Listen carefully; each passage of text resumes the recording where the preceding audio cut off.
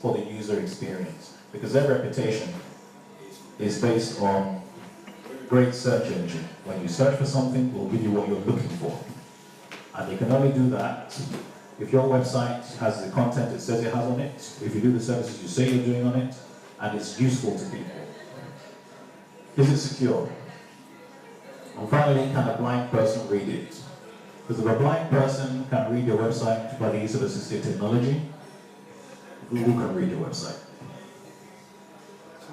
Okay, we'll move on, because I think I've covered a bit there. Okay, I'm going to brush over the online marketing thing there, because I think the interesting part really is about your website, not about how you can promote it, but we'll quickly go through it. Footfall on the high streets is decreasing. That's why it's important to market online. A lot of people actually do research online before they come down the high street to look for you. Many decisions rely on a quick search. And another statistic that I've got on these slides is even in established companies, because I think I had somebody the other day that said, oh, they're not interested in mobile, the people they deal with, they work on their desktops, all that kind of stuff. That person hasn't heard of millennials.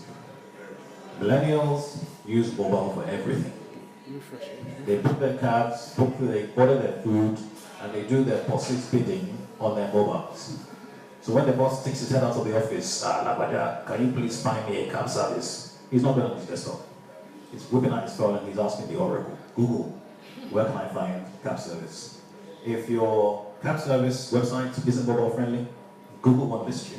And if the person doesn't actually find you, they can't read your website. So that quick search, that is important. Yeah, just in the middle, yeah. Wait till it comes up. Now, your customers are online. Yeah. I've done work for a 90-year-old woman, I think she's passed away now. She used to run a boxing benevolent society. I think her husband was a boxer in Islington. 90 years old, on Facebook, doing Google searches. So you can't say that there's young people that are online nowadays. Everybody's online. People back online. People do their laundry online. I don't know if there's anything you can't do online. You can book a massage, you can do everything. So the idea behind a good business is you have to go to where your customers are. If your customers are online, follow them there. And yes, more importantly, that's where your competition is. So if you don't claim your space, somebody else will. So that's why online marketing is important. So here are the routes, referral sites. This is a network. It's good for a network to network, both physically and digitally. Google ranks you according to how many inbound links you have, as well as outbound links. Because if you have inbound links, it means your site is worth looking at. So if you're linking from other people's sites to your site, and it has to be relevant links, not just sticking a link everywhere, because Google checks all these things. If it's a relevant link, so if you're sharing stuff like, I'm here now, I'm going to upload my video, I'm going to tag people that were here, that's a relevant link. Social media channels, they keep evolving, can't keep up with them. But at least you have to make sure you clean your space on each and every one of them, whether you're not going to use it. Because if you're not on, if you think Pinterest isn't where my audience is, it might be there tomorrow. Just go and register your name there anyway. Pay-per-click, PPC. This is where SEO people send you the emails and say, I can get you to the top of Google. Yeah, I can get you to the top of Google. Hey. Now, pay-per-click works like this. In my business, I'm a website designer. So I'm assuming whoever's going to search on Google will say, I need a website designer. There are long tail keywords, there are short keywords, like web design. Long ones where you put the whole sentence. People nowadays, they search in sentences, not just keywords anymore. They actually write the whole sentence in Google. So those ones, if you research your long tail keywords properly, they actually give you more benefit. But you have to, it's experimenting, you have to be keeping up to what people are searching for. And, yeah. So, what a pay-per-click is I've got there about hundreds of thousands of web designers, all competing for that website design keyword. So the higher the competition, the more expensive it is the more expensive that bid will be for that keyword. So what happens is you submit it to Google. Anytime somebody clicks on that link, goes to your website, you pay Google what you bid for it. So if you're bidding 15, I think for web design, you'd have to pay about 15 to 20 pounds a click for something like that. You might be in a business where there's not much competition. Foot massage, maybe, I guess. That might be £2 a click. So if somebody clicks on it, you're paying Google. So the important thing here is, I mentioned this earlier about the user experience. If they click on that website, you'd be damn sure that when they get to your website, they're buying, because you just paid. So that means when they get to that page where that keyword is associated with, make sure you can get that order. Is there a form on there? Are your terms and conditions there very clear? Is it informative? Is it attractive? Those are your landing pages. Your landing pages need to convert an unbeliever into a customer. So that's the idea behind pay-per-click. Organic search we've been talking about all evening. That's where people just search, and if you're lucky, they find you. That's down to how good content is on your website. And the other route is email. So if you haven't got a mailing list, go and sign up on MailChimp, or the other ones out there, other mail providers out there. But email is, we'll talk about that very soon. Email is a very good one. Referral sites, I mentioned business partners and affiliates, forum sites, client sites. In my case, if I design a site, I can put down there design by, that's a link back to my site. I usually get a few clicks through that. Social media, as I said earlier, claim your online space while somebody else does, if you're not going to use it. Segment your audience. The message you send out on Twitter is not the same message you send out on LinkedIn. The message you send out on Snapchat is not the same message you're going to send out on Pinterest. So you need to tailor the messages. These are the things you can do yourself. There's a program I use called Hootsuite, and there is a free version. Hootsuite allows you to manage up to maybe 10 social media profiles. So you can send out and schedule your messages all at once from one platform. Hootsuite, Hootsuite. And then when you're using social media, engage, don't broadcast. If all you send out every day is come and buy this, come and buy this, come and buy this, no one's coming. But if you share, I mean, one of the things I try to do is set up a social media calendar. On Monday, I think tomorrow does it very well on WhatsApp. Hi guys, happy Monday. Enjoy the week. Tuesday, oh don't worry, 4 more days to go. Wednesday, I found this interesting thing on the internet. Thursday, Throwback Thursday. Friday, TGIF, I've got a special offer. So create a sort of editorial calendar for yourself, for your social media, where your messages are varied, but they're the kind of messages that your audience will engage in. So if you post something, they will share it, they will like it, they will comment on it. But if all you put there is, buy, buy, buy, buy, buy, that's what you're going to get, buy, buy. Make every post count. Don't just send out text. Is there a link to your website in there? Is there a call to action? Is there a competition? Is there a poll? Is there a question? Is there an image? If you send out text, even on Twitter nowadays, it's lost. So don't do that. Pay-per-click, I mentioned earlier on how it works. It's targeted advertising. You pay when someone clicks on your link, and you can adjust your budget. You can pause, you can stop, you can turn the tap off or on, depending on what you want to do. Switch on and off as you like. I think organic search depends on how good your site is. I did this thing when I first came here, where I offered people a website report for their sites, and I can do that where it shows you whether or not your site is accessible, whether it's marketable, if you've got your links in the right place, if you've got broken links. How well is it structured? How often is it updated? Is it accessible? Is it secure? That's the hardest way to get noticed on the web, but once you achieve that, then your marketing budget goes down. You don't have to be paying Google to be found. They will find your site. Question? Yeah. In terms of the checking how the website is that, are you using a tool or do you do that yourself? Both. It's a mixture of both. I have a tool that will generate the report. That will tell me if you've got broken links, if you've got if it's inaccessible. I can look at the code and find out what CMS you used to design it. But the tool makes some of those kind of things faster for me. But then I can look at the page, like say for instance your landing page, as an outsider that doesn't know anything about your business, and say, first of all, that red font should be on an orange background. I mentioned 8 to 5 video. I came here to eat, not to watch other people eat. That's usability. So those are the kind of things. So it's a mixture of both. Then I'll give you some recommendations on some quick fixes that you can do. I wrote an article, I think it's on my website, we're talking about creating your own website.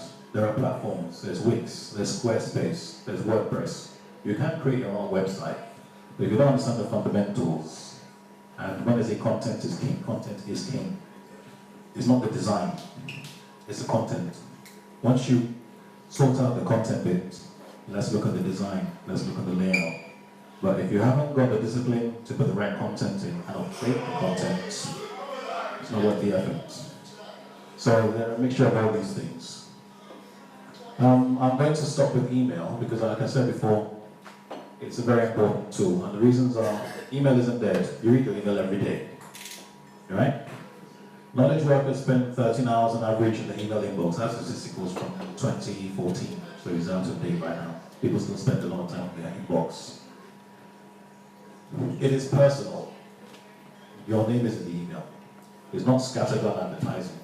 The person's talking to you. If they've done their research, they're sending you offers that you are interested in. There is competition with email as well.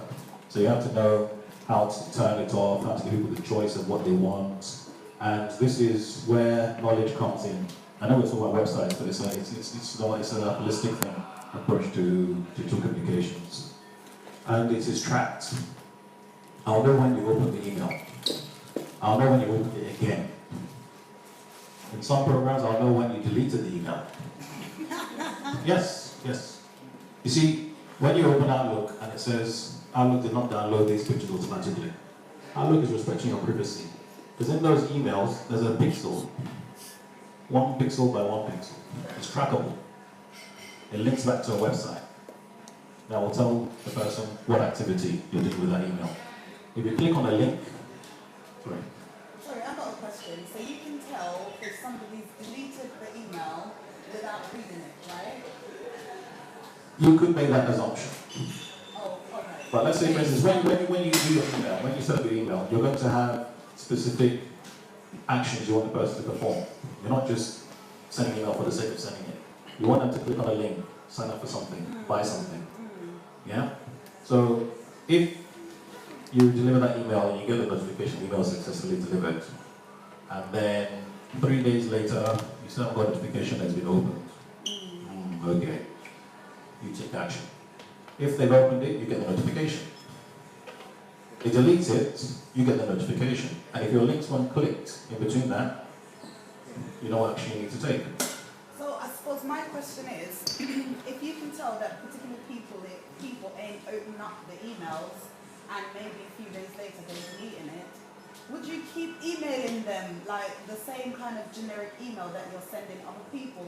Or would you, I don't know, if you still want to target that particular person to try and tailor it? This is why it's good to, actually, let's just move on to questions. Sorry. This is why, no, that's fine, that's the next slide. This is why it is good to know as much of about your customer as possible. Who's old enough to remember Are You Being Served? Or the one they did recently. It's a person, I mean, if you go to House of Fraser, or John Lewis, House of Fraser, you still get that kind of service. The person wants to know you. It's like, how was your weekend? How was your day? I don't care. But they want to know who you are. They want to know what you like. So then they can give you a personalized service. So if you've got customers, and you can segment your customers to ones that, oh, I don't have a social media account, I don't go on social media. Why would you want to sell them anything to do with social media? Oh, I don't like email. I prefer phones. When you're signing people up, you need to know what the communication preferences are. And then, when you're building your mailing list in Belgium, you segment, I mentioned this with social media, you need to segment your audience. What are they interested in? How often do they like receiving emails? What time of the day do they like receiving emails? What type of emails do they like receiving? Do they like the ones with pictures in them, or do they like text? Those are the things you need to find out. And although this isn't part of what we're just talking about, get yourself a good customer relationship management tool. What that basically is a database of all your customers. What their details are, where their branches are, what the company is, how you met them, what kind of communications you've been having with them. One of the ones I use is called HubSpot. And after they pestered me for so long on Facebook, I finally signed up for it. But it's incredibly good. It integrates with your Outlook client, with a Gmail. And that's what I use to find out how people are engaging with my emails. So yes, when I email you, I know when you've opened my email. Are you looking at me for? Sorry. When I email you, I know that you've opened my email. And I know, so if I send out a proposal to somebody, I've had a look at your website and it's crap. Well, I can help you. Bring business in. If the person opens it, that's cool. Look at my email. If they open it again, okay. If they open it 3 times, I'll pick up the phone and calling them. So you can tell if they've opened it multiple times? Yes. I thought open is open, full stop. No. Trust me, I've seen it happen. And when you have that information, along with all the other information you've got, you can start to build a relationship with them. It even allows you to, if you pay for it, if you go to the paid features, people can book meetings through your email. Click here to book a meeting. They can book the meetings in your calendar. You can call them through the app so that you can have a record of your conversation. And it's not a sinister way of doing anything. It's just a relationship building. It's why Tesco Club Card is so successful. Because Tesco were the first ones to understand it's good to know about user behavior. I was going to show you this. Can anyone tell me what this is for? Yeah, what can you use it for? So that's what you feel it's for, yeah? Now when you look at your website or your communications in the same way, one size doesn't fit all. This is a very good mobile phone holder. Oh, if you don't believe me.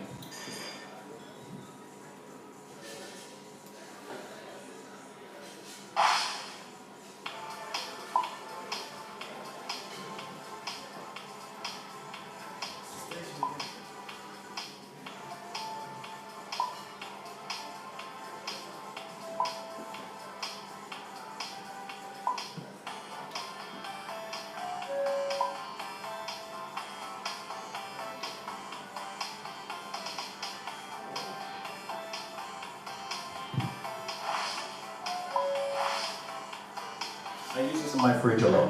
Whenever I open a bag of crisps, our Fortune's video, I use this to close the bag of crisps or my cereal packets now. Can't get the toothpaste out, my 6-year-old son's like, can't get the toothpaste out, Daddy. And use this. See, I'm from Jamaica, we just cut it open. Yeah. Safety, you don't cut yourself in the razors. Cable tidy, yeah.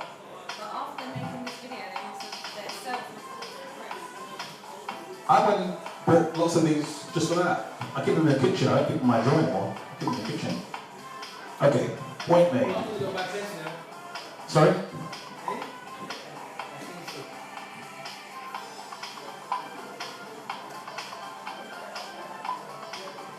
Oh, wow.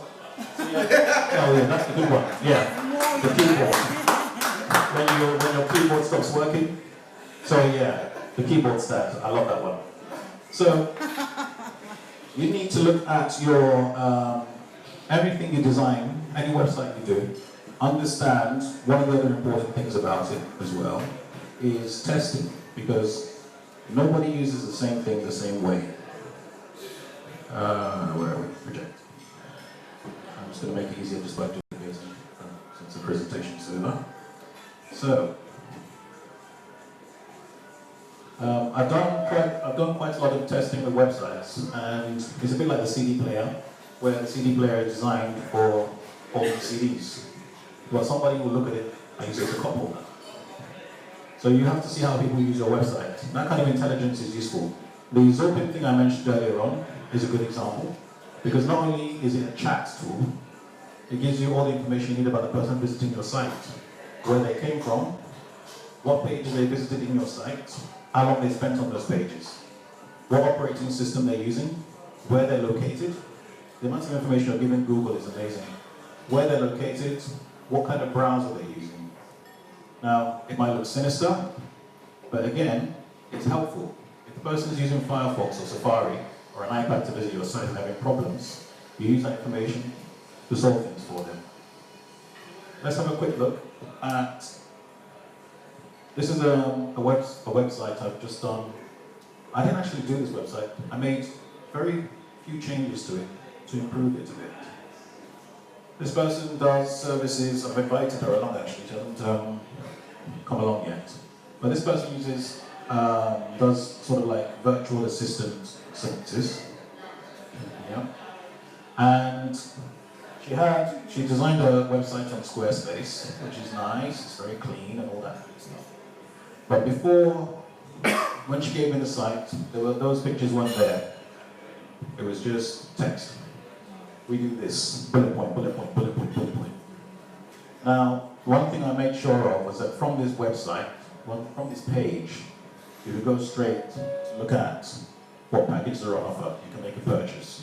You don't have to start going to the contact page to look for a form. If you look at any of the services, it might not be that one. I know. For every service she offers, original bullet points, you can jump from here to buy a package, or you can fill in the form straight away and start a dialogue with the person. Now, if that person had to click an extra page to get to the contact page, you might have lost a customer. So essentially, make the experience as useful and as usable for people as possible. We had a look at urban jazz, but it's playing music. Here's another one. This is one I was talking about. It's an IT systems company, and the first thing I see is when they were founded.